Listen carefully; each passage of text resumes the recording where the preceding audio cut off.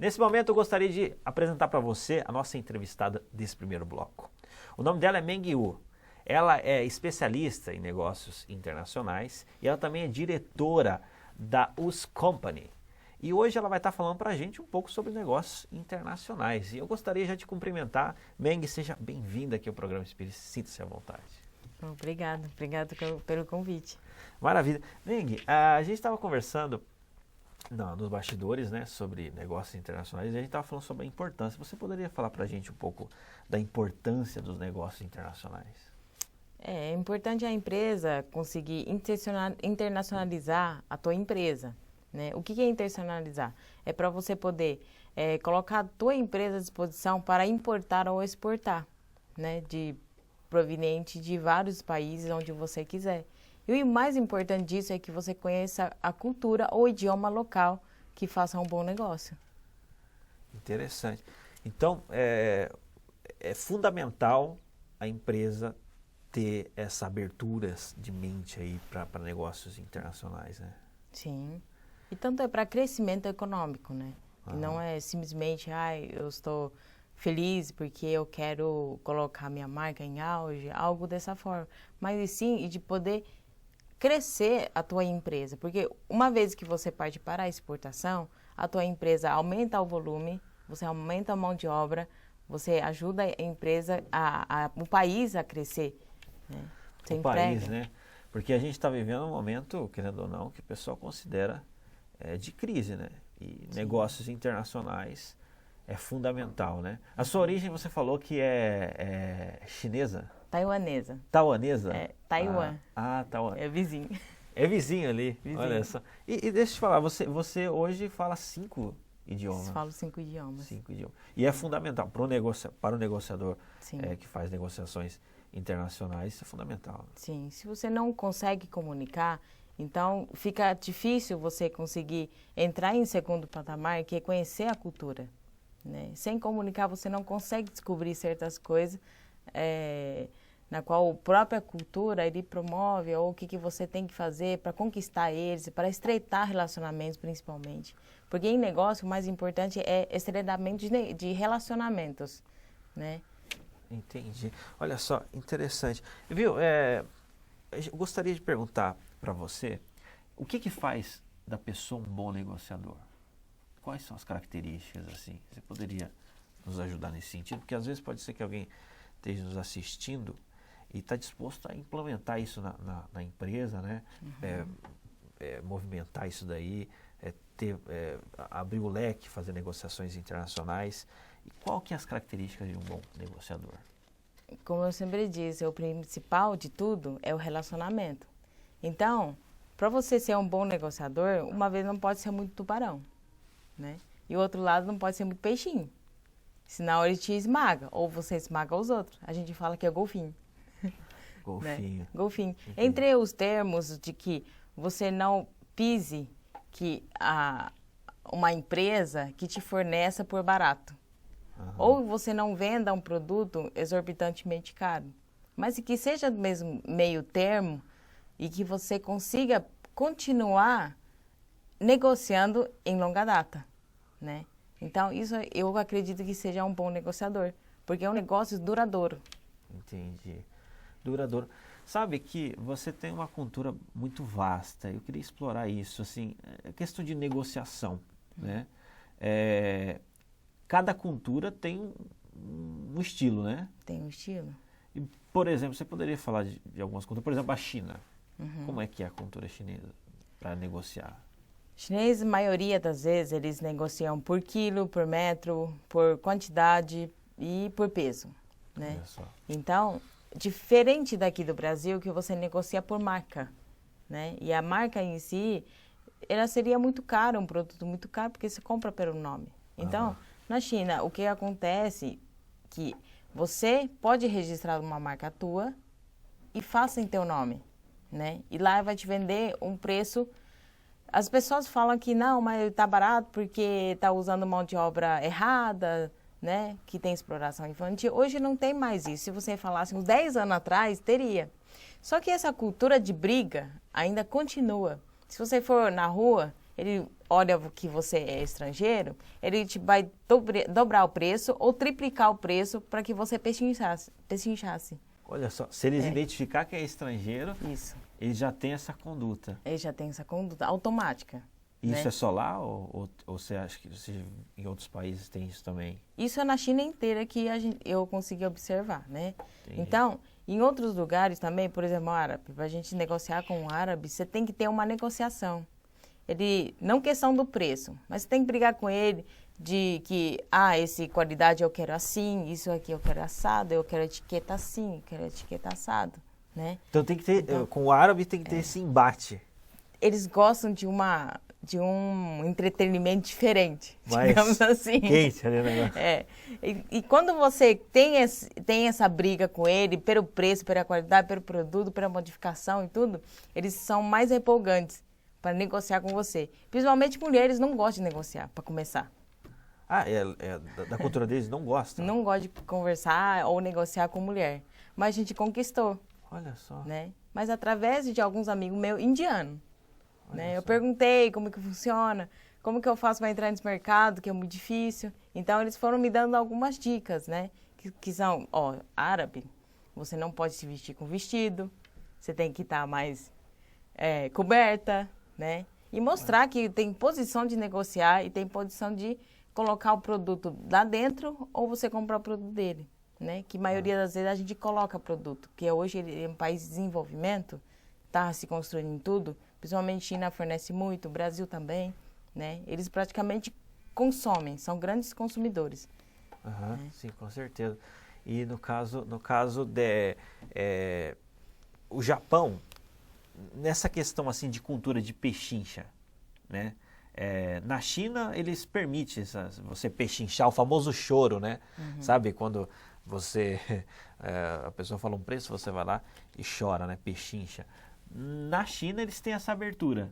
Agora, no Japão já não tem essa abertura, né? Eles encaram como ofensa. Japão já tem uma cultura mais restrita, eles são mais sérios. É como se tivesse dito assim, eu disse é um, acabou, não tem conversa. Entendi. É assim. Então, até a negociação com eles é meio seco, assim. Você tenta fazer algum relacionamento com eles, talvez jantando. Jantando, olha só. Então, se você vai negociar com um japonês, convide-o para jantar, de preferência num restaurante japonês. Ali, né, deveria ser a maioria dos japoneses. Mas, assim, é importante você descobrir, eu penso assim, que normalmente um bom negociador, você descobre o gosto, né, que a pessoa que você está negociando, como que você faz para estreitar isso, né, e o que ele gosta, o que ele gosta de fazer. É um bate-papo meio particular, ao invés de ser profissional. Isso você consegue chegar mais perto da pessoa e você descobrir o que realmente ele está interessado. Agora, ao contrário do chinês, eles bebem muito, fumam muito e comem muito. Né? Você fala japonês? Não, ao contrário do japonês, o chinês faz muito isso. Faz muito né? isso, entendi. E eles te recepcionam de tal maneira que você fica absurdamente fora da casinha, porque é como se você tivesse convidado por um presidente lá na China. De Olha tão só. bem que eles te tratam. Interessante. Interessante. Então, eles têm esse estilo. Na tua opinião, qual que é o maior erro que um negociador pode cometer? Quando a gente fala demais. Fala demais, né?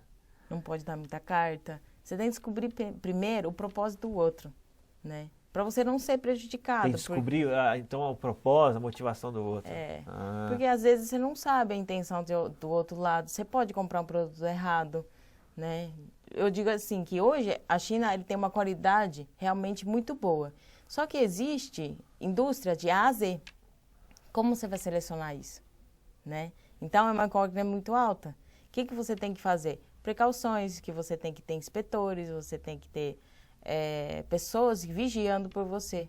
Aí você fala, mas os chineses eles não são confiáveis? São confiáveis. Só que o problema é que você vai numa indústria, ele tem mais de 500 mil, 2.000 funcionários. E como que você vai ter um controle desse? Só pela prova final. Que às vezes eles passam despercebido. Por isso que o serviço de inspeção na hora é importante. Só que antes de tudo, você não pode conversar muito. Você tem que descobrir o que ele tem, conhecer o armazém dele, o estoque dele, tem que checar se o estoque dele tem muita coisa guardada antiga. Então, quer dizer que ele não tem muita qualidade. Então, ele pode tentar te vender o barato, você aceitar. O problema é quando chegar aqui no Brasil, você já pagou imposto, frete, serviço, despachante e tudo mais. Aí você fala, e agora? O produto não presta. Não é porque o chinês vende produto ruim, não. É porque você quer comprar barato. Né? É uma visão diferente. Entendi. Né? A maioria do pessoal fala, chinês vende coisa ruim, né? Mas na verdade você quis comprar barato. Você inspecionou? Você conheceu a indústria? Né? Você conheceu os equipamentos que ele tem? O que ele produz tem qualidade? Você testou o produto? Talvez não. Então, se você não fez nada desse procedimento, então não pode se dizer e generalizar o mercado chinês. Né? E também não podemos generalizar que todo japonês faz o 100%. Não. Sim. Eu acredito que o mundo é globalizado, tanto no Brasil quanto no exterior. No Brasil existe empresa fantasma, existe de tudo.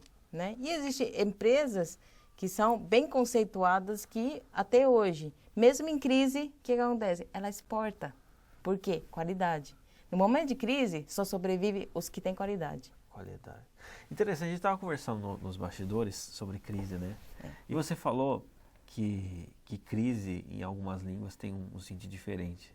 Você poderia falar um pouco para a gente sobre isso? Sim, em chinês se pronuncia em weiji. Wei significa perigo, ji significa oportunidade. Quer dizer, crise em chinês significa oportunidade. Você pode reverter isso. Se você encontra ele como perigo, você vai caindo cada vez mais, aí você vai perder. Então, se você enxergar a crise como oportunidade de negócio, você pode crescer e pode alavancar, inclusive. Interessante, olha só, se você está passando por esse momento de crise, em vez de você olhar de forma negativa, vá na origem lá chinesa da palavra, né? Então, a crise, oportunidade. Né? Interessante, você hoje em Maringá desenvolve um trabalho aí muito interessante, você é diretora da US Company. Sim. Né? Você poderia falar um pouco para a gente sobre isso? Sim, hoje nós desenvolvemos tanto a importação quanto a exportação. Fora isso, a gente tem a linha de construção civil que nós importamos e revendemos, né? E representamos a indústria chinesa. Só que nosso principal trabalho é importar, né, os produtos que provêm de vários países, que seja a Turquia, China, Coreia, Índia, nós já importamos, né? Então, são vários países que a gente importa hoje, para poder baratear o custo, né? Ou produto que não existe, ou produto que não são semelhantes, tá? Aí, na exportação, nós começamos faz 2 anos com linha de enxoval, linha de painéis elétricos, né? E até a TI. Quando você promove sustentabilidade, promove uma qualidade diferenciada no mercado, né? E você consegue desenvolver o produto e vender no exterior. Tanto que nossa empresa temos pessoal qualificado que falam vários idiomas também, não é só eu. Então, temos uma equipe, uma tropa. Eu sempre falo para os meus clientes, somos uma tropa para atender a tua empresa. Então, qualquer hora que você ligasse na nossa empresa, tem pessoal para te atender. Em outro idioma, você quer conversar com cliente no exterior ou fornecedor no exterior, eles podem traduzir na hora para você, em conferência. Né? E fora isso, temos o escritório em Xangai e escritório em Taiwan. Então, é o lugar onde nós mais compramos, né? E o restante são agentes credenciados da nossa empresa. Então, eles verificam o produto, da qual eu já expliquei, né? Que verificam todos os detalhes para não ter problema a hora que chega no Brasil. O problema não é quando chegar no Brasil, o problema é antes. O procedimento completo tem que ser bem feito. O procedimento. Precisa de alguém especializado, né, para estar ajudando nessa burocracia. Bom, tem muita coisa para falar, né, mas nesse programa a gente explorou mais os negócios internacionais. A Meng é diretora da US Company, né, que faz importação tanto nacional como internacional, especialista nessa área. Eu gostaria de agradecer por você ter nos ajudado aqui nesse assunto, tá? Fique sempre à vontade aqui para retornar ao programa Inspire-se. Eu que agradeço. Tá. Gente, no próximo bloco você vai conhecer uma história muito inspiradora de uma empresária que é dona de uma das maiores empresas do Brasil. Beleza? No próximo bloco.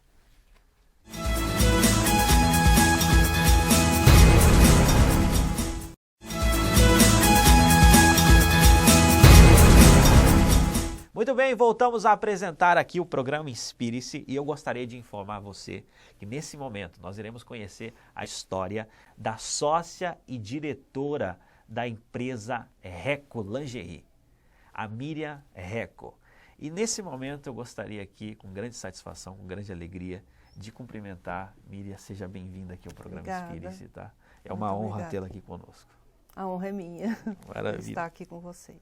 Olha, a gente ficou muito entusiasmado, assim, lendo a sua história, a reportagem, né, na revista da Assim.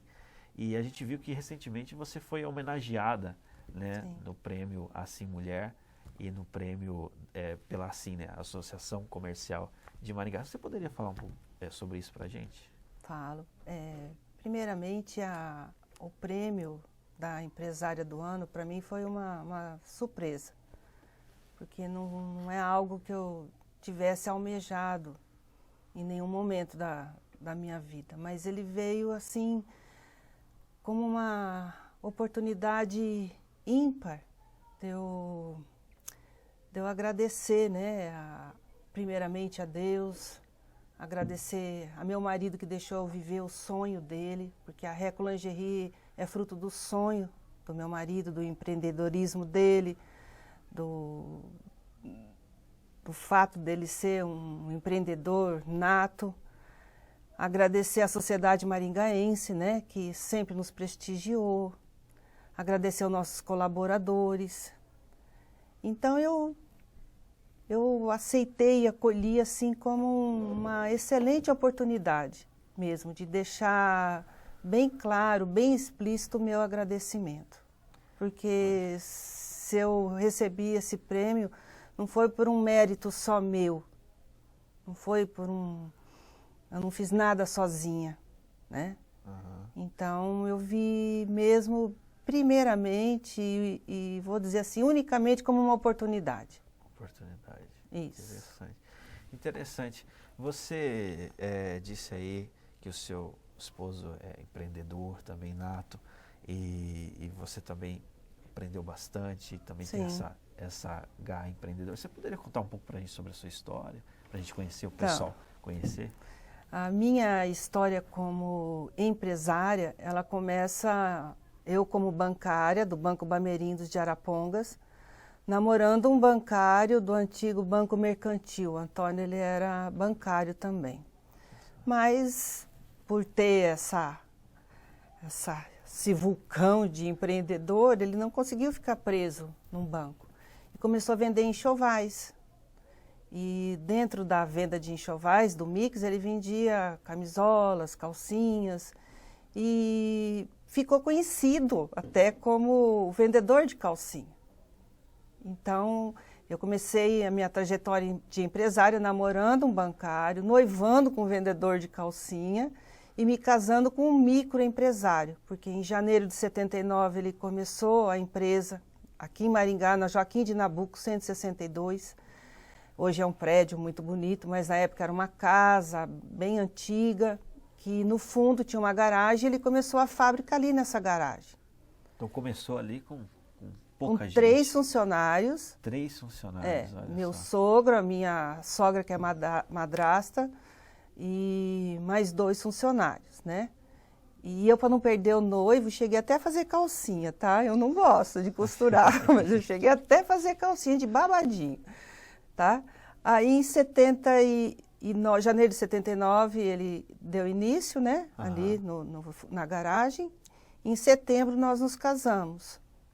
E eu, formada em letras, querendo dar aulas, sempre gostei de ensinar. E consegui aulas logo depois de casada no colégio chamava Polivalente. Consegui aulas para dar no cursinho, aulas de inglês.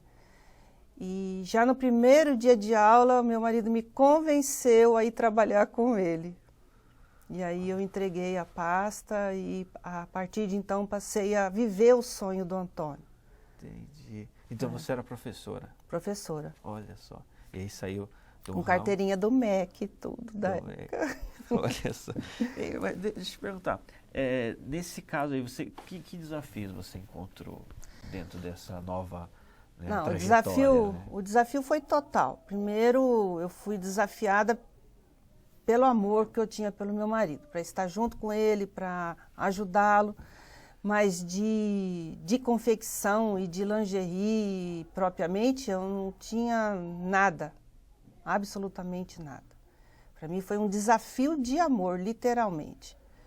E no começo, na empresa, eu limpava banheiro, varria a fábrica, aí comecei a fazer as vitrines, que logo ele mudou para Santos Dumont com 2 portinhas, então eu fazia a vitrine.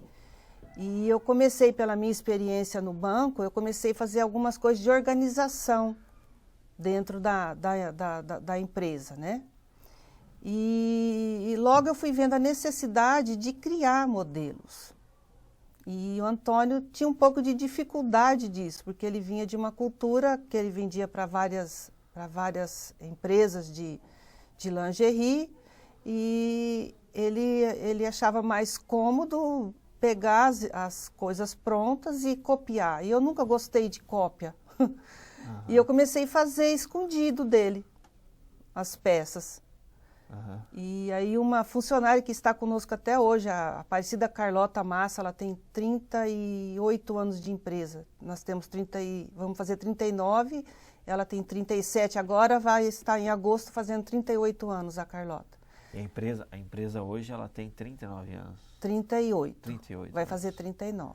Olha só. E a Carlota está conosco até hoje. E a Carlota me ajudava.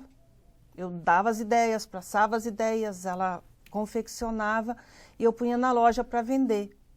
Foi assim que eu comecei o meu setor de criação e estilo. Olha só. Tá? Escondidinho. Interessante. Né? E aí começava a vender as peças, daí o Antônio pedia para pôr no mostruário dele. E era com muita luta, muita luta. Nós, uma empresa pequena, nessa época ali na Santos Dumont, a gente tinha 12 funcionários, mais ou menos. Olha só. O Antônio viajava muito porque ele fazia tudo, né? Ele era o único representante da empresa, ele vendia, ele entregava, ele que cuidava do financeiro, ele que fazia os pagamentos de funcionário. O Antônio fazia tudo, assim. E eu a outra parte. Você cuidava da criação, ele cuidava mais ali. Não, eu cuidava também, eu batia os pedidos com 2 dedinhos, né? Batia os pedidos, batia as tabelas de preço, cuidava ali da logística ali do interior da fábrica. E assim a gente foi indo. Quando nós mudamos para 15 de novembro, que a gente conseguiu, estava melhorando, progredindo, eu cada vez mais via a necessidade de criar. E aí eu queria buscar fontes de informação, mas era tudo muito caro. As revistas de moda eram caríssimas. E tinha uma loja ali na 15 de novembro que chamava Splendor. E eu ia lá ver as revistas, ficava escondidinha lá vendo as revistas.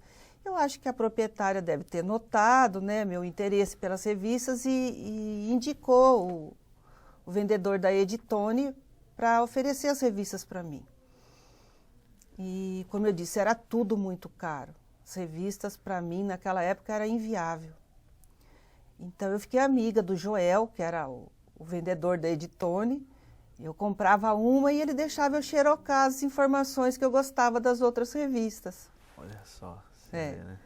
E assim eu fui pegando ideias, fui começando a inovar, fui aos pouquinhos dando uma cara diferente para o produto da Reco. Foi assim.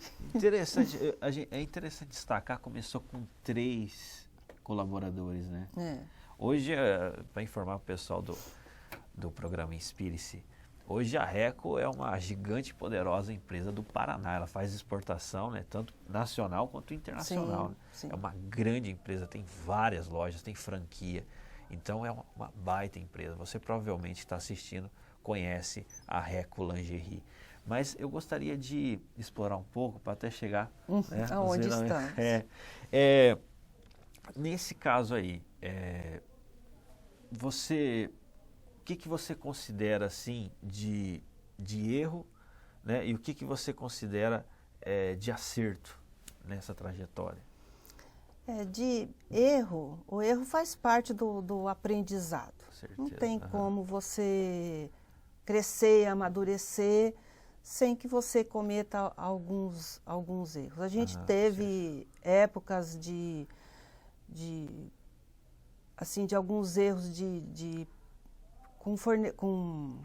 com clientes que foi feito um cadastro e a gente teve uma época que vendemos para uma firma de Curitiba e a gente quase fechou a firma, porque eles fizeram uma concordata e a gente daí começou a ser mais criterioso na análise de clientes. Então, esse foi um dos erros. Interessante. Deixa eu te perguntar, porque assim, geralmente a pessoa olha lá uma baita de uma empresa lá, Reco Lingerie e tudo mais, e aí ela fala, poxa, essa empresa não deve ter passado por dificuldade, não deve ter pensado, que nem você falou aí, em fechar. Então, isso, às vezes, faz parte, né? Não, esses percalços fazem parte.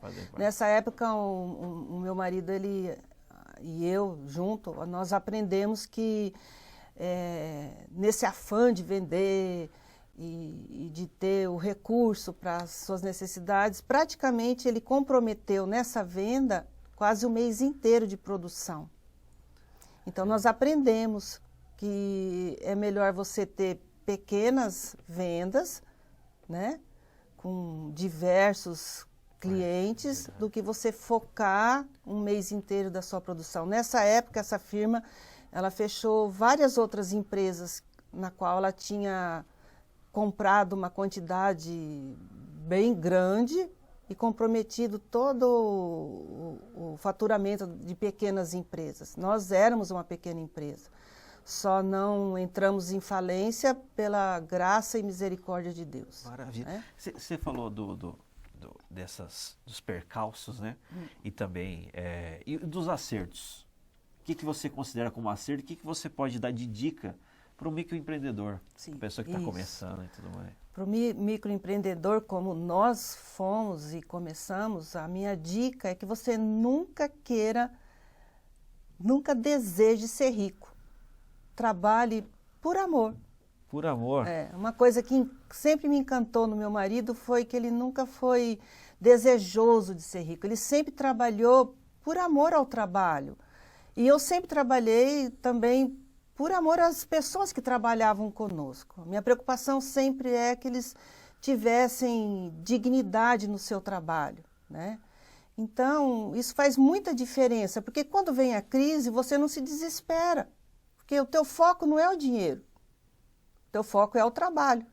É o trabalho. É o trabalho. Olha.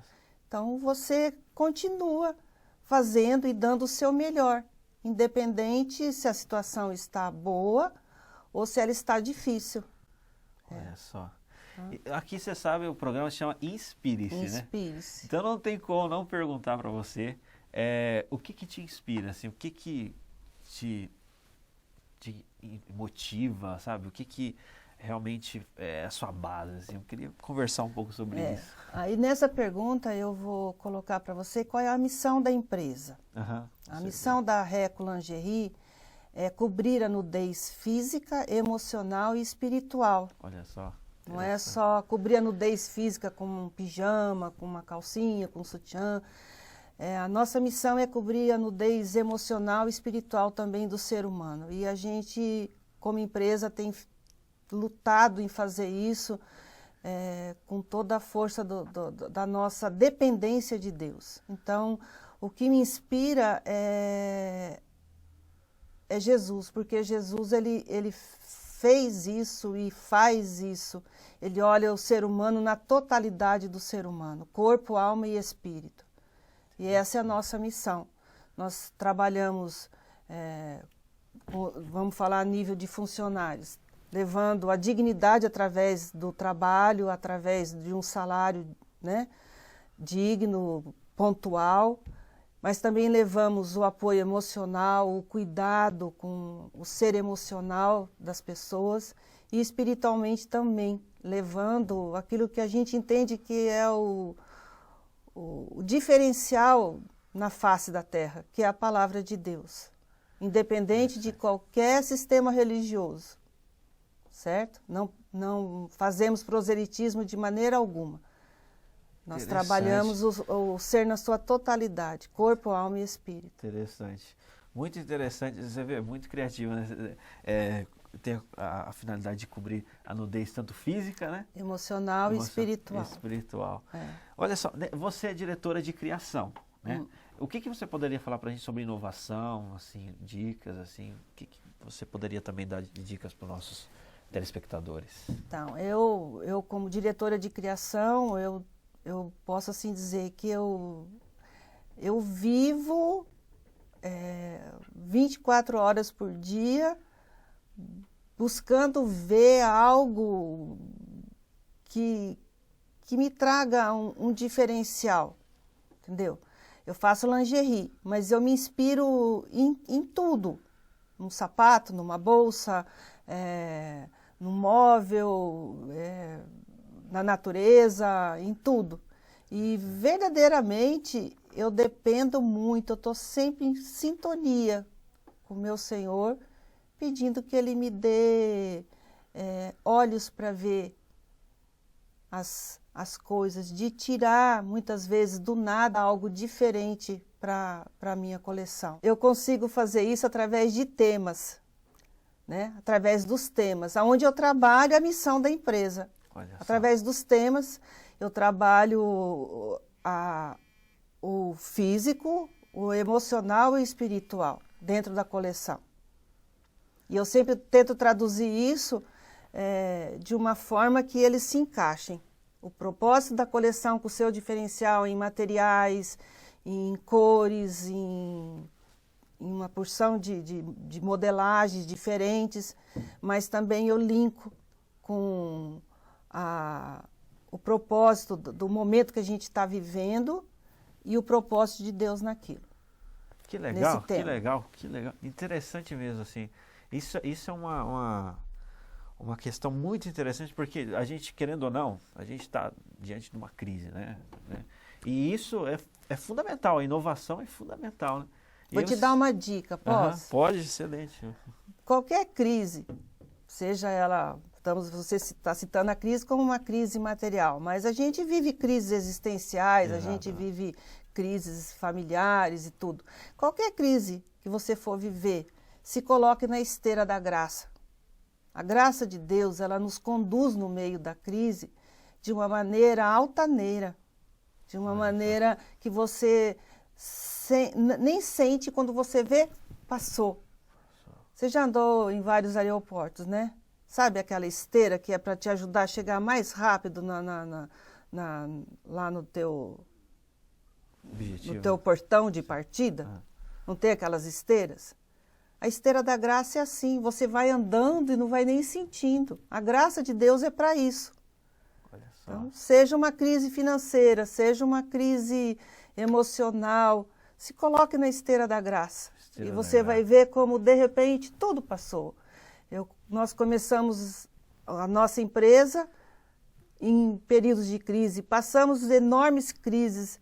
Hoje estamos com 39 anos de empresa e ainda estamos vivendo em crise, mas sobrevivemos pela graça de Deus. Pela graça de Deus aí, dicas preciosas com a Miriam aqui. E é propício para ele dizer amém. Amém. Maravilha. Olha, Miriam, assim é tradicional aqui no programa Espírita, se a gente perguntar para o entrevistado o que inspira ele. Então eu gostaria de fazer esse ping-pong rapidamente com você. Então eu gostaria de perguntar para você, qual é a pessoa que te inspira?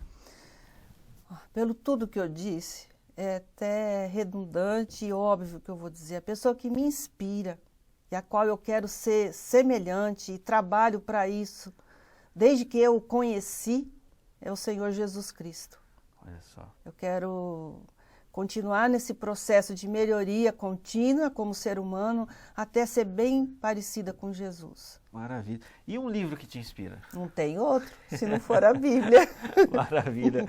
Olha só. Não tem outro. Dessa forma, com esse clima, com essa atmosfera muito legal, muito interessante, nós finalizamos aqui mais um programa Inspire-se. Eu gostaria de agradecer a disponibilidade, né, de estar agendando aí um horário para estar falando para a gente, contando um pouco da história, compartilhando isso e sendo inspiração aí para vários microempreendedores e para todo o nosso público.